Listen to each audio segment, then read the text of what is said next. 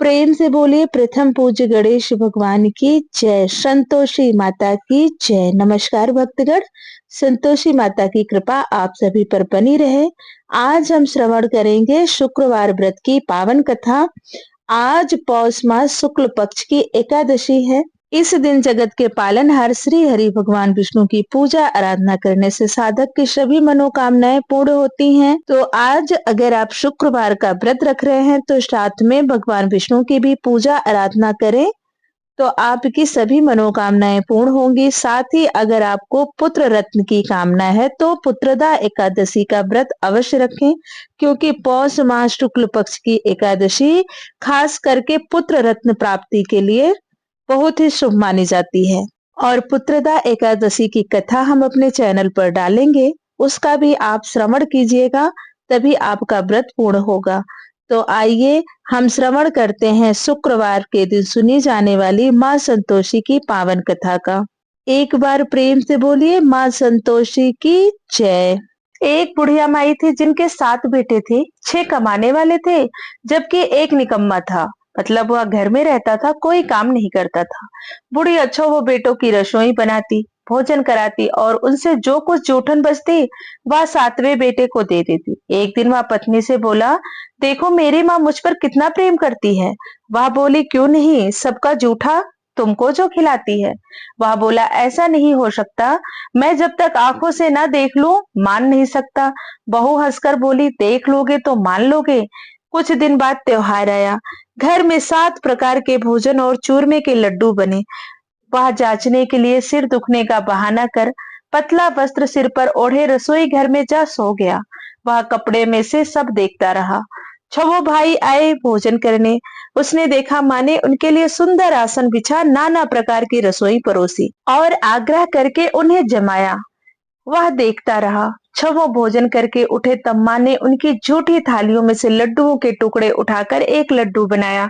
जूठन साफ कर बुढ़िया माँ ने उसे पुकारा, बेटा छवो भाई भोजन करके गए, अब तो ही बाकी है, उठ तो कब खाएगा।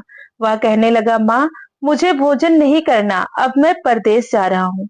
माँ ने कहा, कल का जाता हो आज चला जा। वह बोला, हाँ आज ही जा रहा हूँ। यह कहकर वह घर से निकल गया।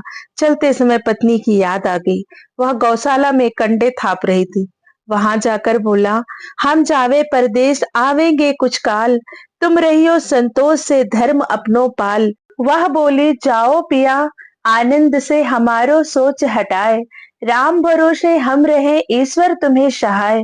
दो निशानी आपन देख धरू मैं धीर, सुधिमति हमारी विचारियो रखियो मन गंभीर। वह बोला, मेरे पास तो कुछ नहीं है, यह अंगूठी है सो ले ले और अपनी कुछ निशानी मुझे दे। वह बोली, मेरे पास क्या है, यह गोबर भरा हाथ है। यह कहकर उसकी पीठ पर गोबर के हाथ की थाप मार दी। वह चल दिया। चलते चलते दूर देश पहुंचा। वहां एक साहूकार की दुकान थी। वहां जाकर कहने लगा, भाई मुझे नौकरी पर रख लो।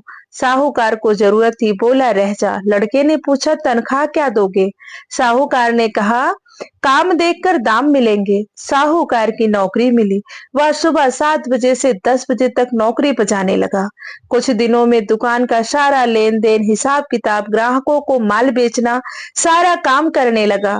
साहूकार के 7-8 नौकर थे। वे सब चक्कर खाने लगे, या तो बहुत होशियार बन गया। सेठ ने भी काम देखा और 3 महीने में उसे आधे मुनाफे का हिस्सेदार बना दिया। वह कुछ वर्ष में ही नामी सेठ बन गया और मालिक सारा कारोबार उस पर छोड़कर चला गया। इधर उसकी पत्नी को सास ससुर दुख देने लगे। सारी गृहस्थी का काम करा के उसे लकड़ी लेने जंगल भेजते। इस बीच घर के आटे से जो भूसी निकलती उसकी रोटी बनाकर रख दी जाती और फूटे नारियल की नरेली में पानी। एक दिन वह लकड़ी लेने जा रही थी। रास्ते में बहुत सी स्त्रियां संतोषी माता का व्रत करती दिखाई दी। वह वहां खड़ी होकर कथा सुनने लगी और पूछा, बहनों तुम किस देवता का व्रत करती हो और उनके करने से क्या फल मिलता है। यदि तुम इस व्रत का विधान मुझे समझा कर कहोगे तो मैं भी तुम्हारा बड़ा एहसान मानूंगी। तब उसमें से एक स्त्री बोली, सुनो यह संतोषी माता का व्रत है। इसके करने से निर्धनता दरिद्रता का नाश होता है और जो कुछ मन में कामना हो सब संतोषी माता की कृपा से पूरी होती है। तब उसने उनसे उस व्रत की विधि पूछी। वह भक्तिनी स्त्री बोली, 1.25 आने का गुड़ चना लेना, इच्छा हो तो 5.25 आने का लेना, या 1.25 रुपए का भी सहूलियत के अनुसार लाना। बिना परेशानी और श्रद्धा व प्रेम से जितना बन पड़े सवाय लेना। प्रत्येक शुक्रवार को निराहार रहकर कथा सुनना, इसके बीच क्रम टूटे नहीं, लगातार नियम पालन करना। सुनाने वाला कोई न मिले तो घी का दीपक जला उसके आगे या जल के पात्र को सामने रखकर कथा कहना। जब कार्य सिद्ध ना हो तो नियम का पालन करना, और कार्य सिद्ध हो जाने पर व्रत का उद्यापन करना। 3 मास में माता फल पूरा करती हैं। यदि किसी ग्रह के खोटे भी हों तो भी माता वर्ष भर में कार्य सिद्ध करती हैं। फल सिद्ध होने पर उद्यापन करना चाहिए, बीच में नहीं। उद्यापन में 2.5 सेर आटे का खाजा तथा इसी परिणाम से खीर तथा चने का साग करना। 8 लड़कों को भोजन कराना। जहां तक मिले देवर जेठ भाई बंधु के हों, ना मिले तो रिश्तेदारों के और पास पड़ोसियों को बुलाना। उन्हें भोजन करा यथाशक्ति दक्षिणा दे माता का नियम पूरा करना। उस दिन घर में खटाई न खाना। यह सुन बुढ़िया के लड़के की बहू चल दी। रास्ते में लकड़ी के बोझ को बेच दिया और उन पैसों से गुड़ चना ले माता के व्रत की तैयारी कर आगे चली, और सामने मंदिर देखकर पूछने लगी, यह मंदिर किसका है? सब कहने लगे, संतोषी माता का मंदिर है। यह सुनकर माता के मंदिर में जाकर चरणों में लौटने लगी। दीन हो विनती करने लगी, माँ मैं निपट अज्ञानी हूँ, व्रत के कुछ भी नियम नहीं जानती। मैं दुखी हूँ, हे माता जगत जननी मेरा दुख दूर कर, मैं तेरी शरण में हूँ। माता को दया आई। एक शुक्रवार बीता कि दूसरे को उसके पति का पत्र आया, और तीसरे शुक्रवार को उसका भेजा हुआ पैसा आ पहुंचा। यह देख जेठ जिठानी मुंह सिकोड़ने लगे। लड़के ताने देने लगे। काकी के पास पत्र आने लगा, रुपया आने लगा, अब तो काकी की खातिर बढ़ेगी। बेचारी सरलता से कहती, भैया कागज आवे रुपया आवे हम सब के लिए अच्छा है। ऐसा कहकर आंखों में आंसू भरकर संतोषी माता के मंदिर में आ मातेश्वरी के चरणों में गिरकर रोने लगी। माँ मैंने तुमसे पैसा कम मांगा है, मुझे पैसे से क्या काम है, मुझे तो अपने सुहाग से काम है। मैं तो अपने स्वामी के दर्शन मांगती हूँ। तब माता ने प्रसन्न होकर कहा, जा बेटी तेरा स्वामी आएगा। यह सुनकर खुशी से बावली होकर घर में जाकर काम करने लगी। अब संतोषी माँ विचार करने लगी, इस भोली पुत्री को मैंने कह तो दिया कि तेरा पति आएगा, लेकिन कैसे? वह तो इसे स्वप्न में भी याद नहीं करता। उसे याद दिलाने को मुझे ही जाना पड़ेगा। इस तरह माताजी उस बुढ़िया के बेटे के पास जा स्वप्न में प्रकट हो कहने लगी, साहूकार के बेटे सो रहा है या जागता है? वह कहने लगा, माता सोता भी नहीं जागता भी नहीं, कहो क्या आज्ञा है? माँ कहने लगी, तेरे घर बार कुछ है कि नहीं? वह बोला, मेरे पास सब कुछ है माँ, बाप है बहू है, क्या कमी है? माँ बोली, भोले पुत्र तेरी बहू घोर कष्ट उठा रही है, तेरे माँ बाप उसे परेशानी दे रहे हैं, वह तेरे लिए तरस रही है, तू उसकी सुध ले। वह बोला, हाँ माता जी यह तो मालूम है, परंतु जाऊं तो कैसे? परदेश की बात है, लेन देन का कोई हिसाब नहीं, कोई जाने का रास्ता नहीं आता, कैसे चला जाऊं? माँ कहने लगी, मेरी बात मान, सवेरे नहा धोकर संतोषी माता का नाम ले, घी का दीपक जला दंडवत कर दुकान पर जा बैठ। देखते देखते सारा लेन देन चुक जाएगा, जमा का माल बिक जाएगा, सांझ होते ही धन की भारी ढेर लग जाएगी। अब सुबह होते ही स्वप्न में कही गई बुढ़िया की बात मानकर वह नहा धोकर संतोषी माता को दंडवत घी का दीपक जला दुकान पर जा बैठा। थोड़ी देर में देने वाले रुपए दे गए, लेने वाले हिसाब लेने लगे। कोठे में भरे सामान के खरीददार नगद दाम दे सौदा करने लगे। शाम तक धन का भारी ढेर लग गया। मन में माता का नाम ले चमत्कार देख प्रसन्न हो घर ले जाने के वास्ते गहना कपड़ा सामान खरीदने लगा।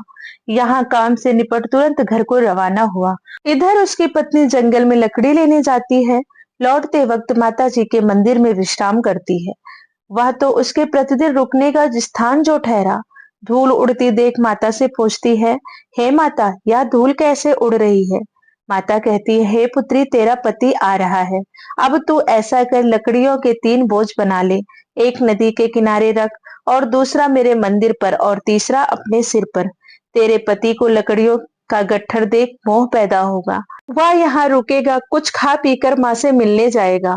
तब तू लकड़ियों का बोझ उठाकर जाना और चौक में गट्ठर डालकर जोर से आवाज लगाना, लो सासू जी, लकड़ियों का गट्ठर लो, भूसे की रोटी दो, नारियल के खेपड़े में पानी दो, आज मेहमान कौन आया है।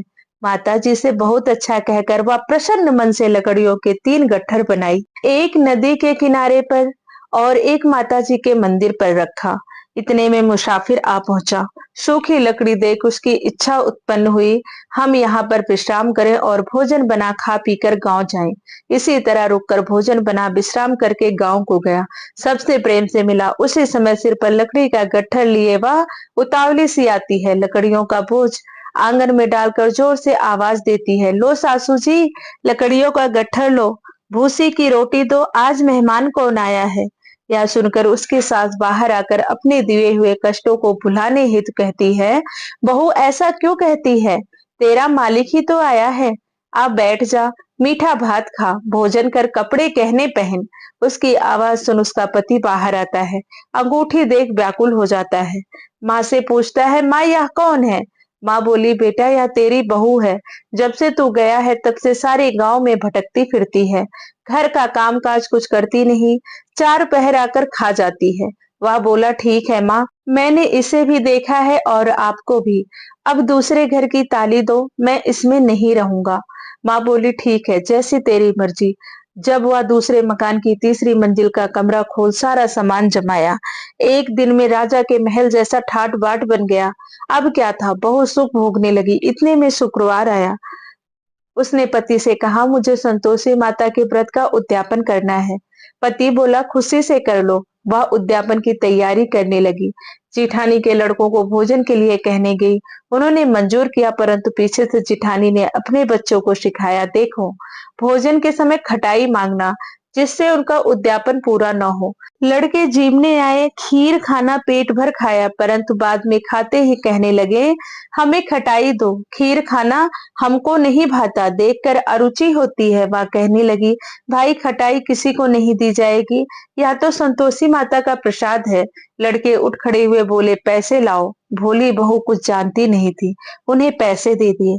लड़के उसी समय हट करके इमली खटाई ले खाने लगे। यह देखकर बहू पर माताजी ने कोप किया। राजा के दूत उसके पति को पकड़ ले गए।